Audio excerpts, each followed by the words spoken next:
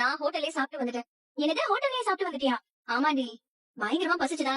அதான் ஹோட்டல்ல இருக்கிற அக்கா கிட்ட சொன்னேன். அவங்க புள்ளத்தாச்சி பொண்ணு பசியோட எல்லாம் இருக்க கூடாதுன்னு சொல்லி கடையிலேயே அவங்க தோசை சுட்டு கொடுத்தாங்க. அதனால நான் அங்கேயே சாப்பிட்டுட்டு வந்துட்டேன். நீ வந்து சாப்பிட வேண்டாம், உனக்கும் சேர்த்து நான் சமையல் பண்ணி வச்சிருந்தேன். சரி சாரிடி.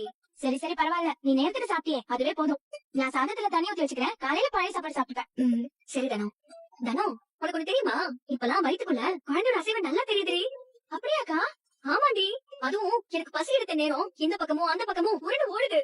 சீக்கிரம் சாப்பிடு சீக்கிரம் சாப்பிடுன்னு சொல்லி வயித்துல இடிச்சுக்கிட்டே இருக்கு. ரெண்டு பக்கமும் மிதி விழுந்துச்சு தெரியுமா? ரெண்டு பக்கமும் மிதி விழுந்துச்சா? அது எப்படி? தெரியலையே. இந்த பக்கமும் மிதிச்சது இந்த பக்கமும் மிதிச்சது. அப்போ உன் பிள்ளை தலைய வச்சும் காலை வச்சும் முட்டதுன்னு நினைக்கிறேன்.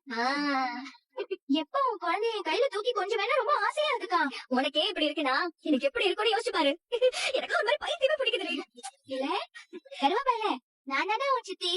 ஏய் என்னடி கருவாப்பைங்கிற? பின்ன உனக்கு போற பிள்ளை மாமா மாதிரி தானே பிறக்கும். நீ வேணா பாரு, கண்ணன் கரையில அழகா நாவல் பழ கலர்ல மாமா மாதிரியே பிறக்கும். அதெல்லாம் இல்ல, எனக்கு பொங்கலுக்குள்ளதான் பிறக்கும் பாரு. எங்க அத்தையே வந்து எனக்கு பொண்ணா வந்து பிறக்க போறதா கனவுல வந்து சொல்லிருக்காங்கடி. எனக்கும் அப்படிதான் நடக்கும்னு தோணுது. உனக்கு குழந்தை பிறக்கிற நேரமாவது உன் எல்லா பிரச்சனைக்கும் ஒரு தீர்வு கிடைக்குதான்னு பாக்குறாங்கா. நான் எந்த தீர்வையும் நினைச்சு எதிர்பார்த்தலாம் இங்க இல்ல தானோ. என் மனசுல இருக்கிறதெல்லாம் ஒன்னே ஒண்ணுதே. ஊரறிய என்னை அவமானப்படுத்தி தப்பான ஒரு வார்த்தையை சொல்லி என்ன திட்டினவரு என் குழந்தைய தூக்கி இது ஏன் புள்ள, நான் தான் இந்த குழந்தையோட அப்பான்னு அவர் சொல்ல அப்படி சொல்ல வச்சுட்டா எனக்கு அது போதும்.